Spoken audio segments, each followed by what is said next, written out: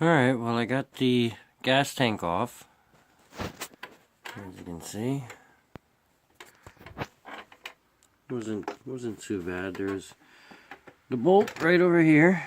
Just had to take that off, and the spring was attached to the throttle, and also this wire, or excuse me, this long bolt here, skinny bolt, which is also for the throttle, which was in here, so I had to take that out.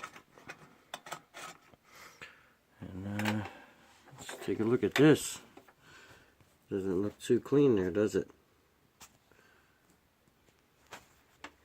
Not sure what the end of this looks like. I don't know if I can focus in on that.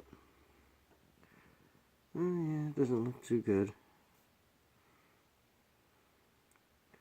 That's where the gas should be going through. This one, I'm not sure. I can't really look at that one. But I might have to order a carburetor kit for this thing. But I'm going to give it a shot and clean it out real good. And the gas tank wasn't looking too pretty either. That looked like it had stuff growing inside of it. So definitely going to have to rinse that out.